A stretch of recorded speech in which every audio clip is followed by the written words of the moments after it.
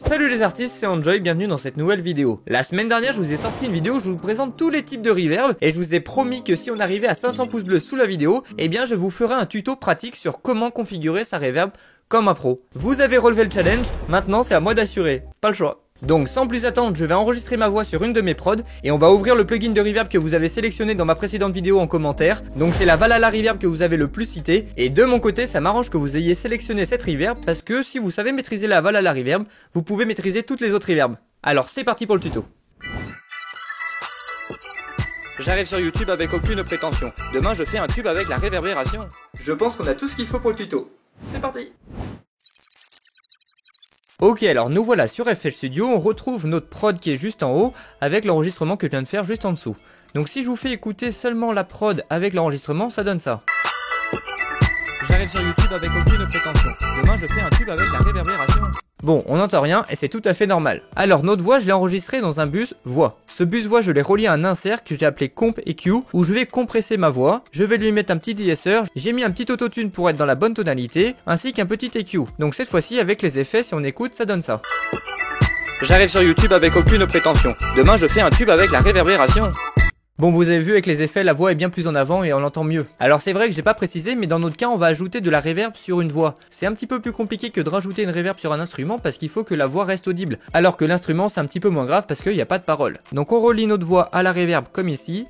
Et puis voilà, donc là maintenant on va dans notre bus reverb. Et ici on va ajouter la Valhalla Vintage Reverb. Ok, alors la reverb est devant moi et par défaut on peut voir qu'il y a plusieurs boutons et on peut se demander à quoi ça sert. Alors pourquoi j'aime bien cette reverb, c'est qu'elle a tous les paramètres possibles pour ajuster sa reverb comme un pro. On a le réglage du mix, du pre-delay, du decay, du damping, la shape, de la diffusion, de la modulation et un petit EQ.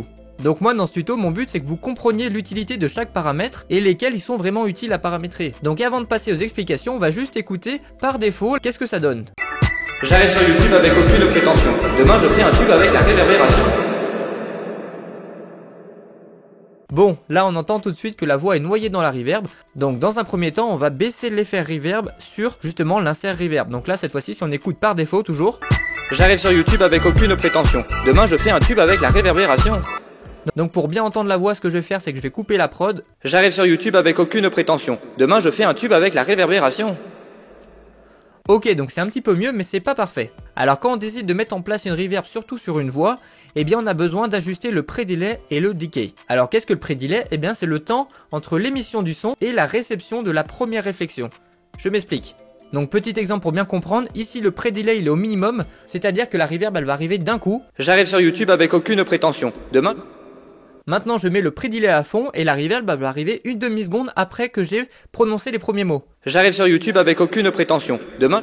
Bon, avec cet exemple, je pense que vous avez compris qu'est-ce que le pre-delay, ça pourrait être l'attaque dans l'enveloppe du signal. Et il est très important de bien l'ajuster parce que s'il est trop court, eh bien ça va casser le côté punchy de ma voix quand je parle au début. Et s'il est trop long, ça va se mélanger avec le reste des paroles, donc c'est pas ce qu'on cherche. Mais rassurez-vous, dans quelques instants, je vais vous expliquer comment le paramétrer. Alors le gros potentiomètre au milieu, c'est le decay, et lui va représenter le temps que la reverb va mettre à s'effacer. Donc là, dans notre cas, on peut voir qu'elle va s'effacer au bout de 4 secondes après avoir prononcé les premières paroles. Donc ce paramètre il est très important quand on utilise une reverb parce que ça va jouer sur la taille de la pièce et aussi sur la clarté des paroles. Donc on va faire un petit test. Si je mets le decay au minimum, si on écoute. J'arrive sur YouTube avec aucune prétention. Demain je fais un tube avec la réverbération.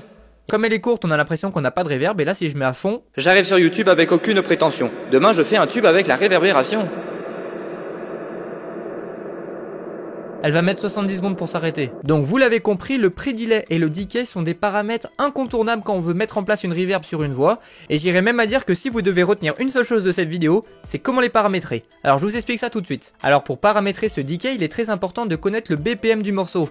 Donc ici on peut lire qu'on est en 124 BPM.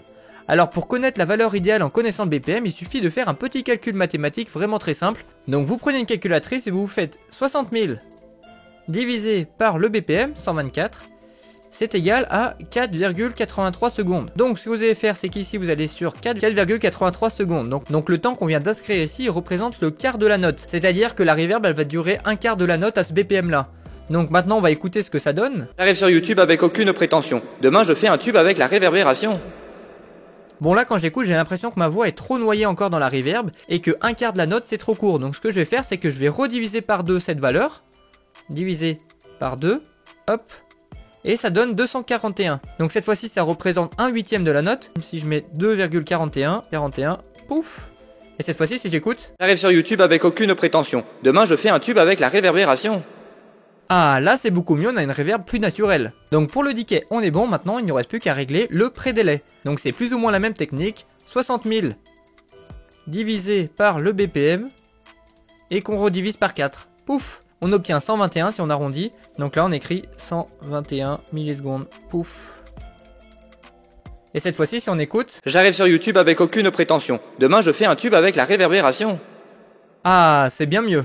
Voilà, donc maintenant on a vraiment mis en place une reverb, on n'a pas encore touché aux effets qui sont sur la droite, mais notre reverb est bien mise en place comme un pro. Ok, alors maintenant on va s'intéresser directement aux effets qui nous sont proposés par la reverb, et on va commencer par le premier, le damping. Je vous le dis tout de suite, les deux effets qui sont intéressants ici, c'est l'effet de damping et la shape. Les autres qui sont ici, je vous dirai à quoi ça sert, mais on va pas vraiment les modifier. Alors le damping, qu'est-ce que c'est? Ça représente l'amortissement. C'est le comportement fréquentiel de la reverb dans un vrai espace. Pour imaginer ce que je raconte, les fréquences aiguës, donc les fréquences hautes, au-dessus de 950 Hz, elles sont faciles à absorber simplement avec de la mousse acoustique. Par contre, pour absorber les basses fréquences, environ 100 Hz, il nous faut 1 mètre de mousse acoustique pour les absorber. Donc ça, c'est en conditions réelles dans une vraie salle. Et le damping, en fait, il sert à ajuster ces paramètres. Donc ici, on peut voir qu'on peut ajuster les hautes fréquences et ici les basses fréquences, comme je viens de le dire. Donc dans notre cas, on peut utiliser les hautes fréquences pour rajouter de la brillance à notre voix. Donc c'est ce que je vais faire. Donc par exemple, on va dire les fréquences au-dessus de 47 000.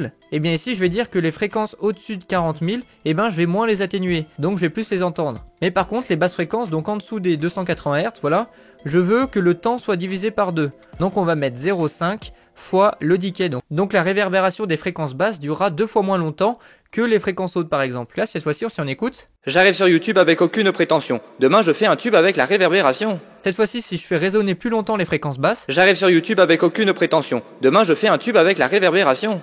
On a beaucoup de basses fréquences, alors que si je les mets très courtes, j'arrive sur YouTube avec aucune prétention. Demain je fais un tube avec la réverbération. Ok, alors maintenant on va passer aux autres paramètres qui sont un peu moins importants. Ici on peut gérer sur la taille de la pièce.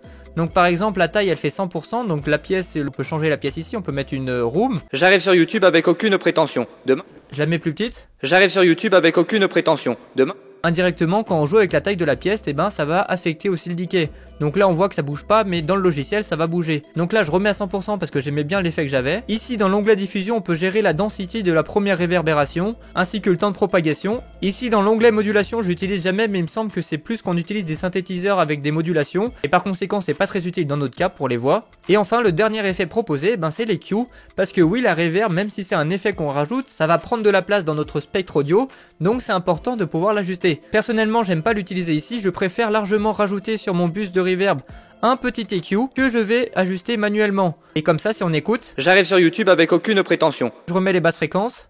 J'arrive sur YouTube avec aucune prétention. J'arrive sur YouTube avec aucune prétention. Demain je fais un tube avec la réverbération. Je vais baisser un petit peu les aigus. J'arrive sur YouTube avec aucune prétention. Demain je fais un tube avec la réverbération. Donc tu l'as compris, le fait de rajouter un EQ derrière ta reverb, ça permet de fignoler le mixage de ta voix pour avoir un résultat super. Maintenant si je mets un petit delay que je sidechain avec la voix et je remets la prod, ça donne ça. J'arrive sur YouTube avec aucune prétention. Demain je fais un tube avec la réverbération. Voilà les artistes, j'espère que ce tutoriel t'a plu. N'hésite pas à me le dire dans les commentaires s'il y a des choses qui sont pas encore très claires pour toi. Si tu as la flemme d'écrire, n'hésite pas à mettre un petit pouce bleu. Tu peux aussi t'abonner à la chaîne en cliquant sur le bouton rouge juste en dessous. Comme ça tu seras le premier au courant quand je sortirai ma prochaine vidéo. D'ici là je vous dis à bientôt pour une prochaine vidéo. C'était Enjoy. Salut!